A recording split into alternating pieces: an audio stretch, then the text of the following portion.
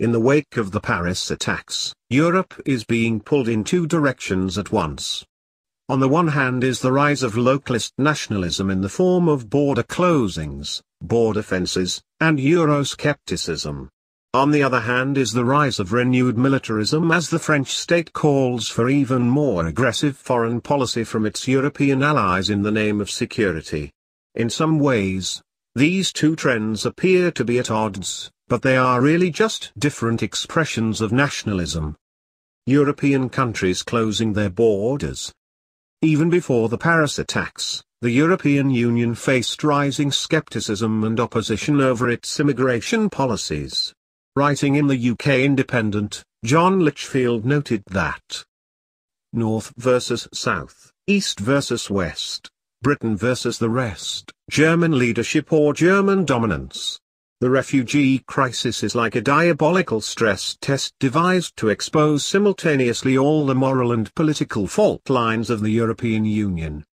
As the wealthier, and therefore more politically powerful, nations of Western Europe handed down edicts as to how migrants shall be spread around Europe, some of the less powerful nations revolted and began to refuse migrants. Meanwhile, Austria, Hungary, Slovenia, and Macedonia all began building walls to keep out migrants. Serbia, Bulgaria, and Romania have all threatened to do the same. Late last month, Polish voters elected a new Eurosceptic, anti-immigration government that has pledged to renew opposition to Brussels' diktats on immigration and national borders. And then, in the wake of Paris came an even bigger blow to the Europhile plans for a borderless Europe. France, a long-time leader in the European Commission's efforts to force migrants throughout Europe, called for a suspension of the Schengen area, the borderless zone in Europe through which travelers and migrants may move unimpeded. In practice, the Schengen area had shown serious strain even before the Paris attacks occurred. In addition to Eastern European resistance, Sweden introduced border checks in early November. Finland, in response to neighboring Sweden's policy of accepting large numbers of migrants, began border checks of its own. In response to France's request, in an effort to save at least a remnant of Schengen, the Dutch delegation has suggested a mini-Schengen. Recognizing that a geographically unified Europe has long been a key component of the plan to build a European megastate, some in Europe are seeing benefits in a reduced version of Schengen, even if it means, as the Daily Mail reports, kicking out several members, including Spain, Italy, and Greece. Most of the current Schengen EU members from Eastern Europe would be excluded as well, including Poland and Hungary. Many European elites continue to express confidence in the current expansive version of Schengen, and claim that any changes will be temporary. Clearly, however, any pullback in Schengen is a sign of political weakness on the part of Europhiles, and is a significant step backward in terms of the political unification of Europe. How long before a mini-Schengen is followed by a mini-European monetary union with roughly the same borders? If Brussels decides that Spain and Italy are not integral to Europe's core in regards to Schengen, what's to prevent a similar conversation when the next sovereign debt crisis rears its head in southern Europe? In fact, any move toward a mini-Schengen may prove what the smaller countries of Eastern Europe have been claiming all along: it's rich, Western Europe versus everybody else. But rich, Western Europe isn't immune to the localist, nationalist tide either.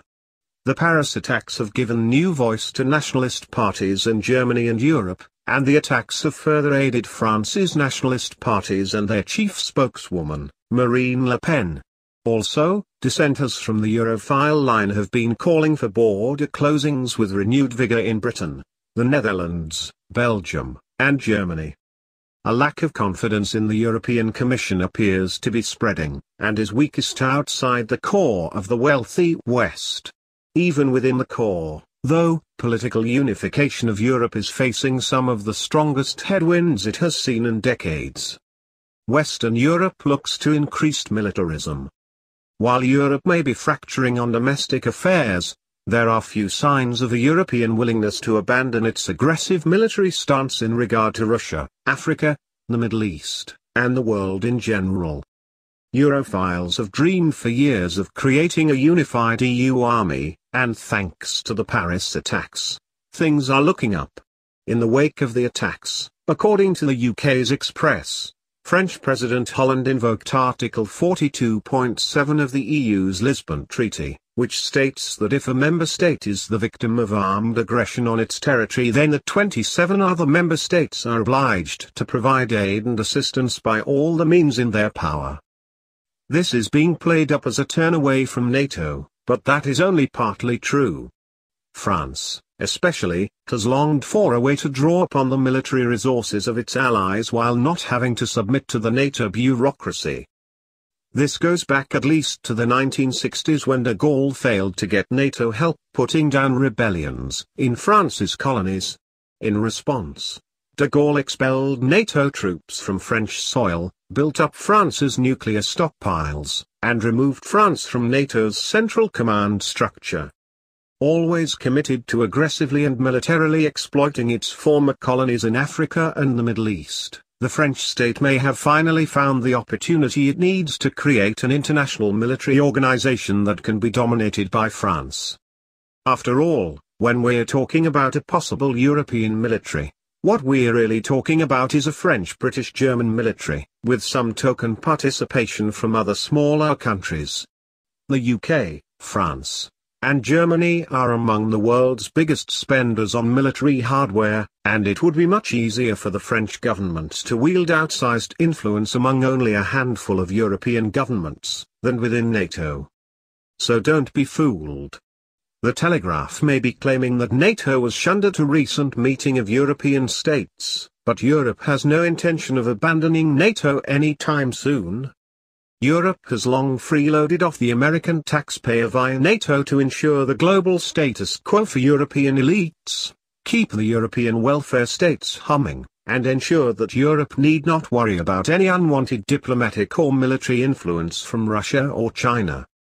NATO's war in Libya, for example, rather conveniently helped reduce Chinese influence which had been rising in North Africa at the expense of French and Italian interests.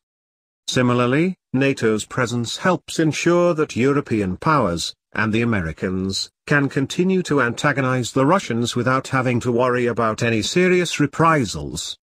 In the case of any real conflict, the American taxpayers will pick up most of the tab. Nevertheless, from the European point of view, a Euro army offers a chance at renewed international influence for European states. If the Europeans can go their own way in destroying ISIS, Europe may be able to carve out its own sphere of influence in the oil-rich region, separate from those of the Americans and Russians. European Union, getting smaller before it gets bigger? The borders of Europe are indeed being redrawn. But, it would be premature to declare the project of European unity imperiled. Rather than full dissolution, it seems we're more likely to see the EU retreat to its wealthier core in Northern and Western Europe. The newly expelled Southern and Eastern European countries would serve as buffer zones for migrants while allowing more freedom for the former great powers, that is, UK, Germany, and France, to reassert themselves as global players under the pretense of anti